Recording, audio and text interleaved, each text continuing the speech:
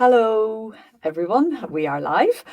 And this is the Alliance of Independent Authors foundational podcast. And I'm here with a new host. Hi, Dan. This is Dan Parsons, Hello. who has recently joined the ALLi team as our publication production manager. So we're delighted to have Dan on board, both on the team and here on the podcast. And hello to everybody, wherever you are. Do let us know where you're zooming in from in the comments. And we are going to be talking tonight about comparable authors, comparable titles, and why they're important. What do we even mean? How are they used in our marketing and in other ways in our author businesses? This is a core concept. This is something that every indie author kind of needs to get their head around. So we hope we'll be able to help. And as ever, if you have questions, as I said, just pop them into the chat and we will try to get to them before the end of the show. So let's dive straight in, Dan. Just tell us, first of all, though, before we do, what you're up to, because, of course, we are writers and publishers ourselves, and it's important that we kind of hold each other accountable, but also that we share what we're doing. So what are you doing? So I'm Dan Parsons. For anyone who doesn't know me, I write nonfiction under Dan Parsons and fiction under Daniel Parsons. At the moment, with my nonfiction pen name, I'm working on a book called Write a Book, which is actually a book that helps authors to finish their first book. Because I remember when I first started, I think I wrote 6 books that never made it to the final chapter, and I started again. So this is all about pushing through to the end. And I've got to edit that over the next. I'm hoping to do it in the next month. Fantastic. I have to say it's a super important topic. You are not alone with your 6, and there are some people who never ever get to the publishing stage because, well, it's all covered in your book, right? We won't talk about that now. Tonight it's comparable authors, but yeah, there are really good reasons as to why that doesn't happen, and it's very overcomable, if that's a word. So great topic.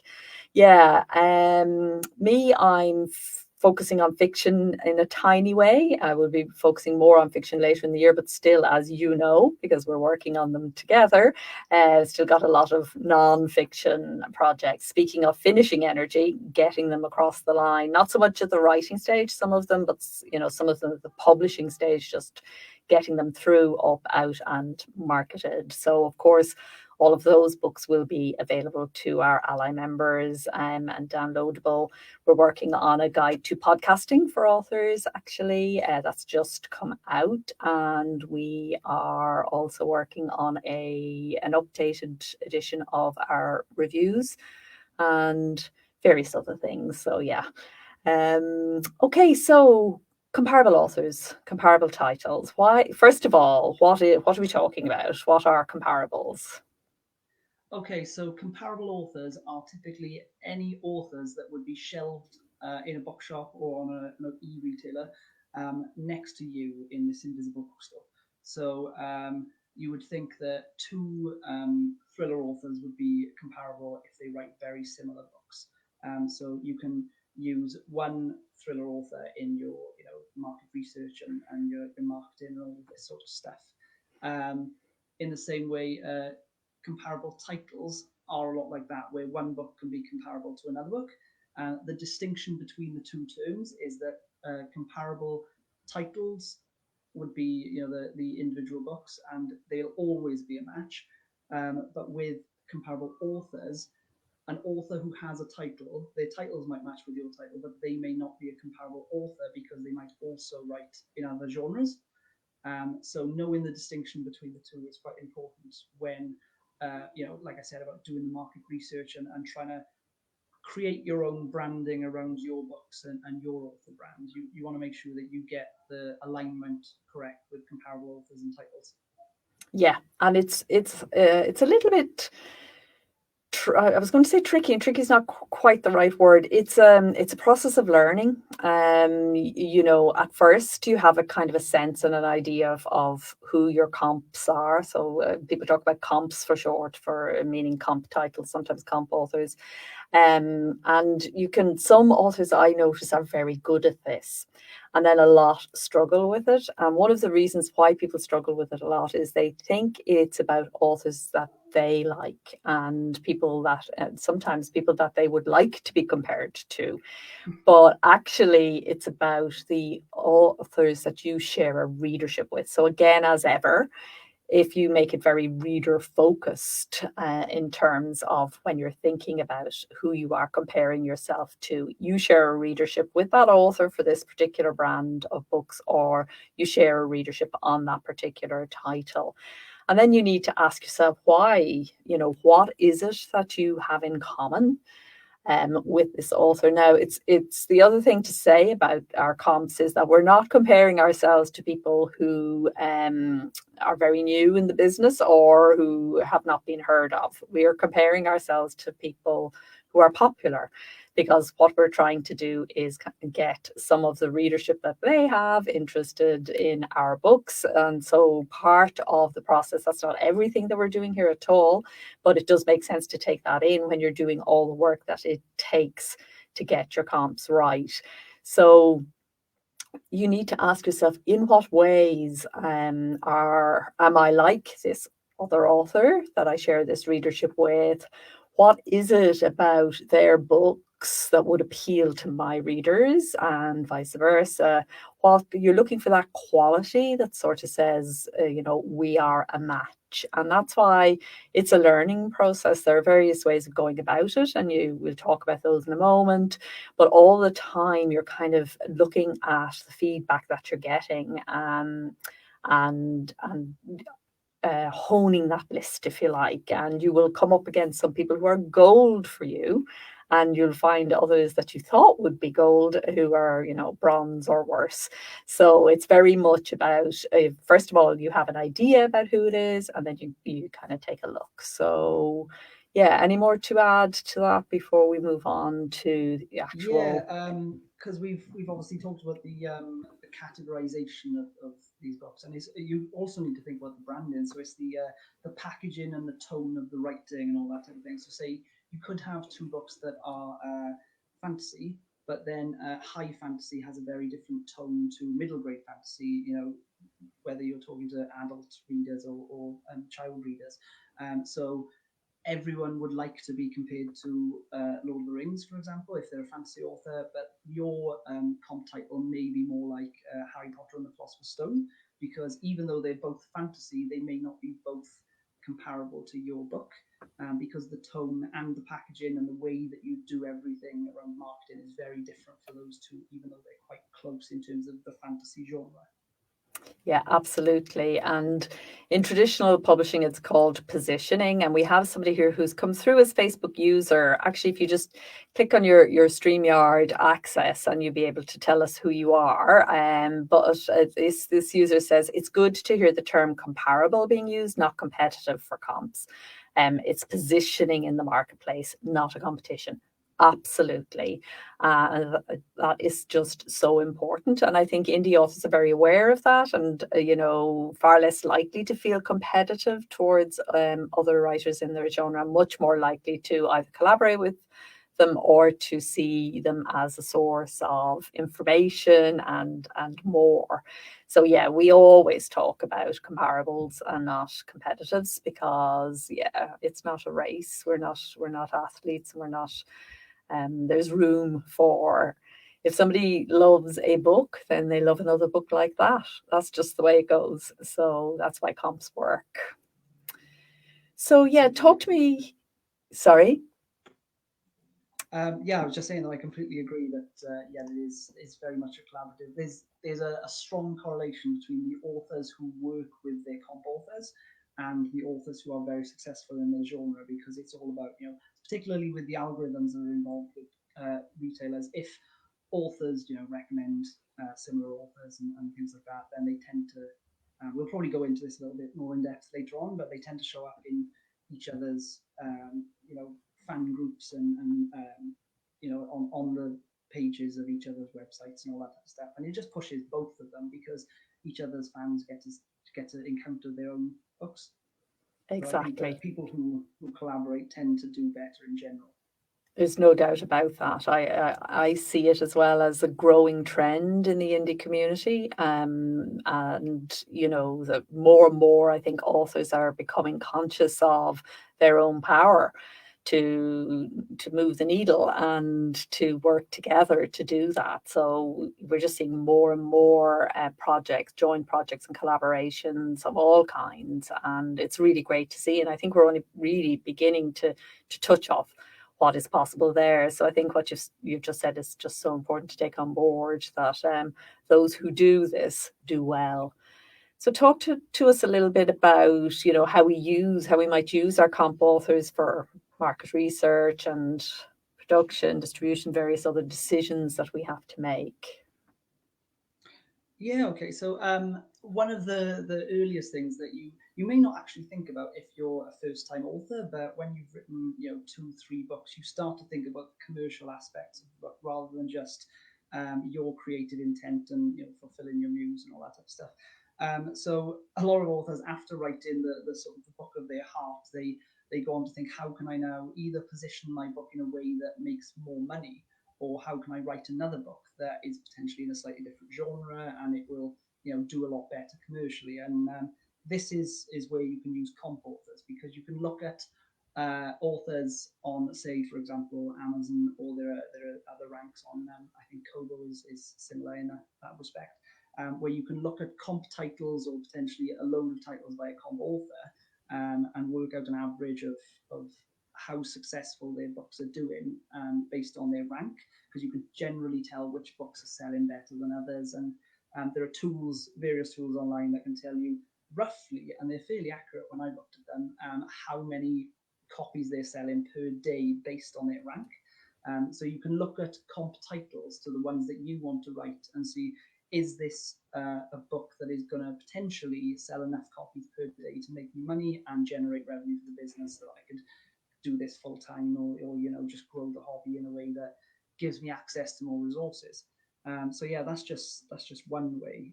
There's also the categorization. So often when you're thinking about you're setting up a book on an e-retailer, you are not always entirely sure where your book should fit in terms of categories. And it's similar with library systems, where you don't necessarily know what your book is. You know that you like it and you like that particular genre, but you don't know the specific terms that the publishing industry uses for those books. So it's if you look at comp titles that you think, right, this book is very much like mine, you can see the words that are used in their copy and on their on their book pages and things, to try and find out exactly where your book is positioned, or where you may need to position a project in order for it to achieve the results that you want. So there's quite a few different ways. It's just all about reaching audiences, and if you're going down the route of how can I find a niche, very often you can look at different genres and things and find out which books are in short supply in certain areas based on their genre, and go, actually, I'm going to compare my book more to those if it straddles two genres, so that you can fill a niche and potentially gain a bigger audience. Yeah, these subcategories can be really, really useful. And I think when we're thinking about comp authors, it's really useful to get granular, and go quite niche. So the inclination sometimes is to go as wide as possible, thinking you're going to hit as many, you're going to hit more people that way, but actually it works better the other way around. So if you get stuck into if you find your list and you make your list, and then you just look at the subcategories that they turn up in, so not just the major categories, that could be a really useful thing to know. You will discover categories you didn't even know existed and that aren't there as an option for you when you're signing up, and that you can get included in by writing into the retailers. So all of that is really useful. it's very much a research journey too, especially at the beginning. One author leads to another, and you learn things about your own work. I think certainly that was my experience when I first started doing this. Was, you know, you learn things about your own positioning in the marketplace that it's very difficult for you to learn any other way. It's certainly very difficult for you to understand as the writer of the book.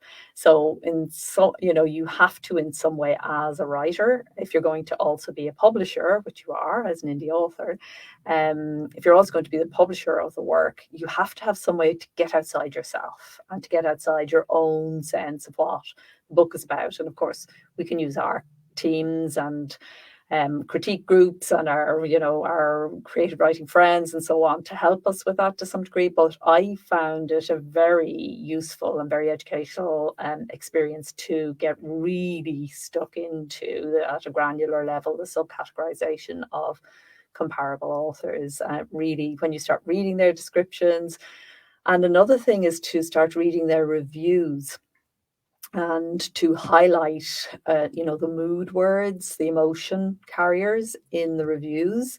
That can be a really good way of finding out what it is that readers liked about these books, and are these qualities that you have in your books, and then compare them to the mood and emotion words that arise in your reviews. Again, really educational thing to do with your comps.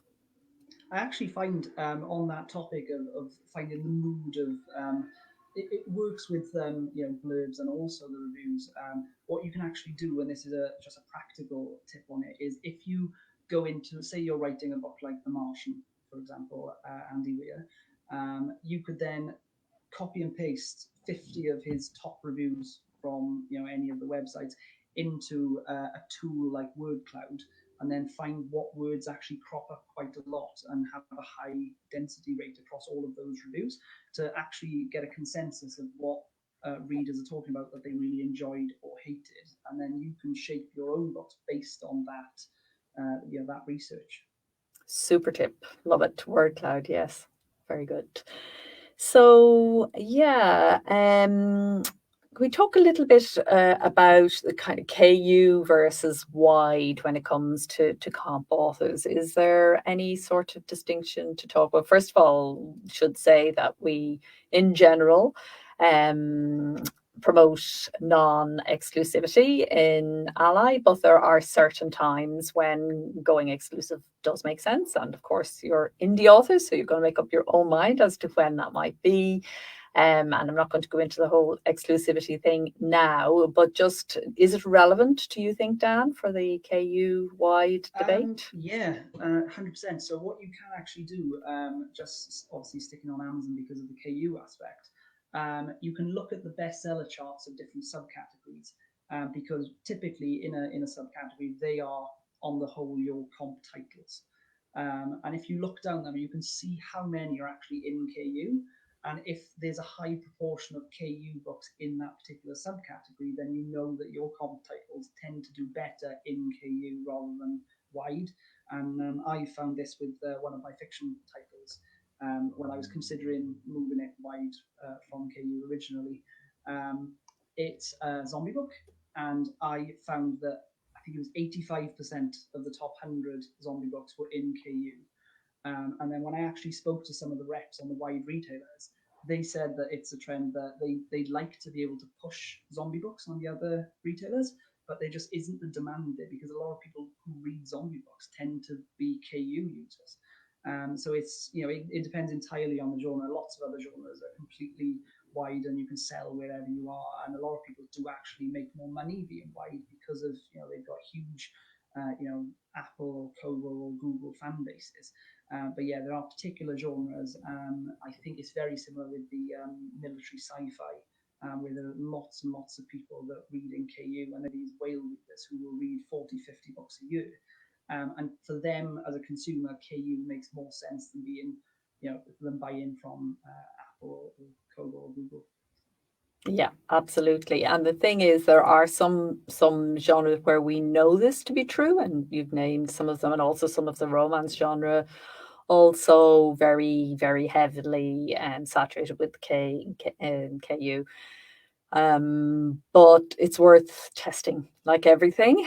You might assume the KU is the place for you, or you might assume wide is the way to go for a particular book, and the only way to be sure is, as Dan said, to actually get stuck in and do the analysis and see, because our assumptions, if you can.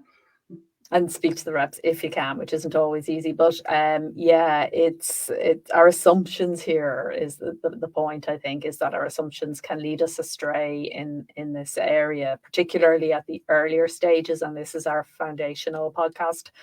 When you're starting out as a publisher in these early stages, it's very easy for you should question all your assumptions about everything in indie publishing, because it's very individual and strange things happen and you can't be sure, and each author is different.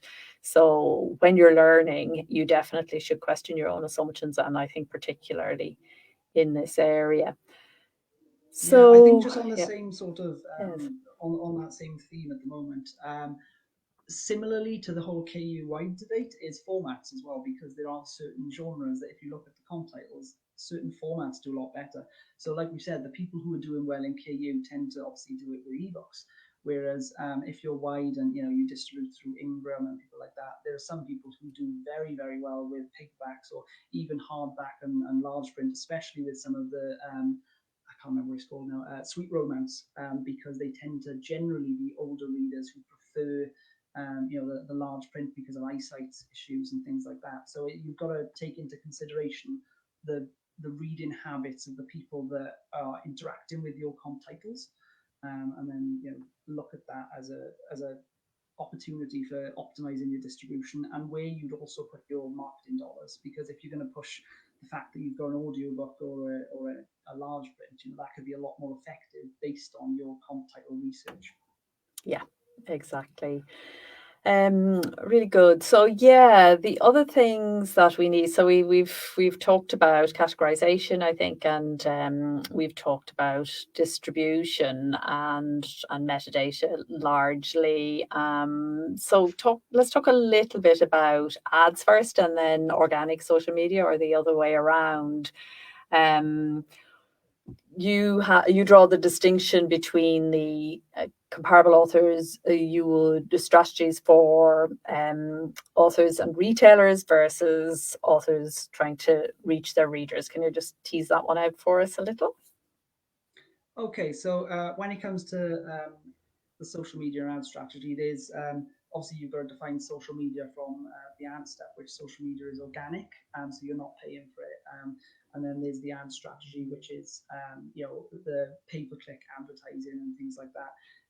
I think what you're asking is about the sort of business to business versus business to customer sort of experience. Exactly. So this ties into the whole collaboration ideas we were talking about earlier, where you can look at the authors around you who have the comp titles, or they are generally comp authors, and possibly collaborate with them in a business to business scenario where I mentioned earlier that authors will recommend each other in their newsletters or on social media. So if you've done very good and accurate and, like you said, granular research in terms of this area, then you can go to very specific comp authors and then get them to recommend your books on launch and get those early sales in that are extremely close in terms of targeting, so that the right readers are picking up your book. And then the recommendation engines associated with the retailers will push to the correct people going forward. And that bump start that you get on this business to business strategy, because essentially we are businesses as authors, then you can set that up so that it succeeds and it stays with a sort of longer term tail of sales after your launch, by getting those comp authors in and the recommendation momentum plowing along. In terms of the readers, again, you're looking at your comp authors to see what they're doing to talk to their readers and how they generate engagement on social media and things like that. So you're not necessarily reaching out to those authors, but you're just looking at how they engage with readers, and then you can model your own behavior on what you've seen as successful and what is maybe not successful, and avoid those strategies. Because everyone talks about the cliche of buy my book. Well, that doesn't work for any reader.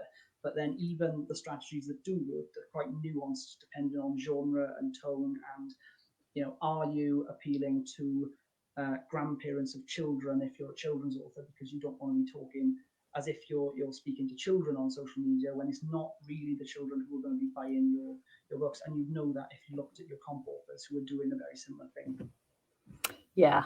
And again, assumptions, so when we start off doing our social media, I think it's really important at the start, and this relates to comparable authors, but to everything, and looking at your comp authors can really help you here.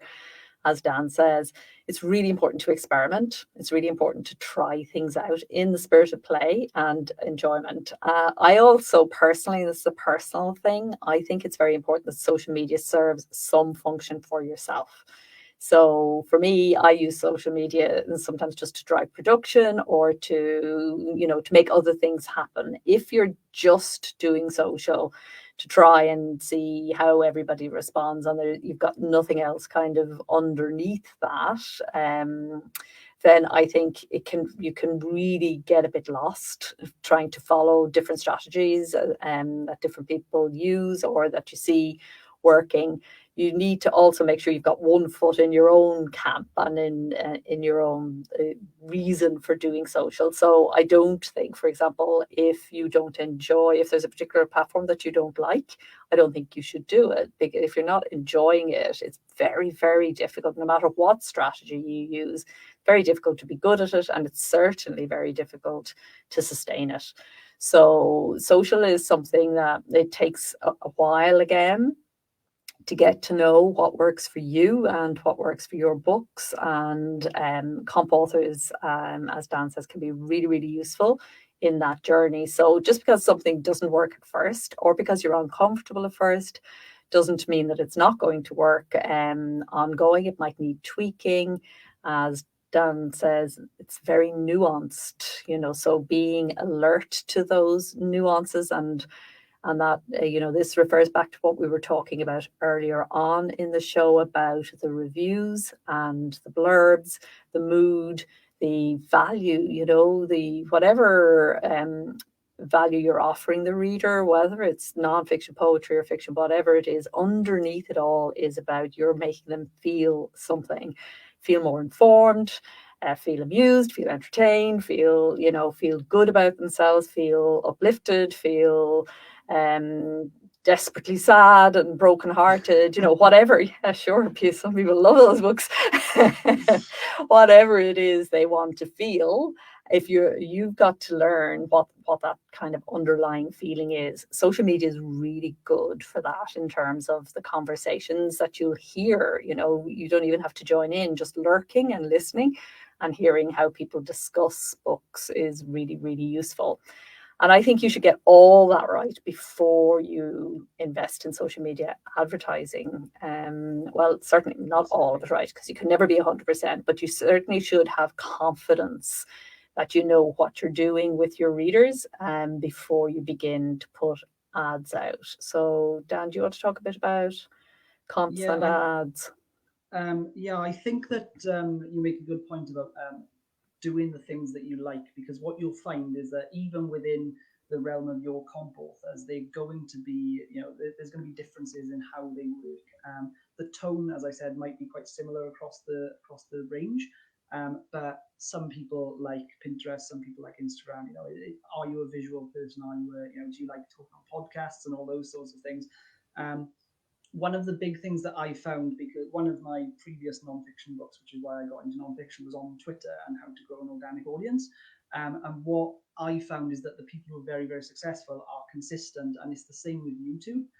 Not just because they get better over time, which you naturally do at these things, but because of the algorithm of these different social media platforms. They tend to reward people who have been on the platform for a while, and the bigger you grow, the more it compounds. So you see very little success early on, but maybe 2 years down the line, you've got 50, 60,000 followers and you're gaining 500 a day, whereas that's not really possible from a standing start at zero. So you've got to stick with something that you actually like. So you can cherry pick the bits that you like that comp authors do. You don't have to do all of it. Absolutely. I think that's my clock. You can ignore that for a second, but it means we're coming to the end. So yeah, is there anything in particular that you want to say before we sign out? We have a few chosen resources that we'd like to recommend for you. David Cochran has a really good blog post this year. He did an update on it. It's called How to Find Comp Authors. We'll put the links to all of these in the show notes. But if you Google How to Find Comp Authors by David Cochran, Gaughran, I'm sure he is well known to you all, you will find it. There's also a really good post on comp titles by Reedsy, partner member Reedsy, fantastic people who really put out just amazing blog posts, and this is one of those. So yeah, you can check that out. And if any of my patrons are listening, we did Comp Author Workshop in April this year. So if you want to scroll along and through the workshops, you will find that there. And we kind of got we did the work there and then in the workshop. So it was really revealing, actually, and very interesting for people to talk across genre, and people who are working in very widely different spheres who learned a lot from each other. So yes, anything you'd like to say before we sign off on this one about comp authors? Yeah, I think we've sort of we've covered most of it. One thing I will say is the importance of newsletter swaps, and I just wanted to end on that note because I think newsletters are very important, and the comp author thing really ties into that, where if you can get other authors who are similar to you to recommend your books, that is one of the most powerful marketing activities you can possibly do. Fantastic. So back to the author collaboration that we talked about at the beginning. So that's a nice circular ending for this. We'll be back next month with another foundational podcast, advice podcast. So yeah, and watch out if you want to hear this again. It goes out as a podcast on the blog on Friday next. It will be released at 1 p.m. as our advice podcasts are every Friday. So yes, thank you for being here, and we'll see you next time. Happy writing and publishing. Bye-bye. Bye, everyone.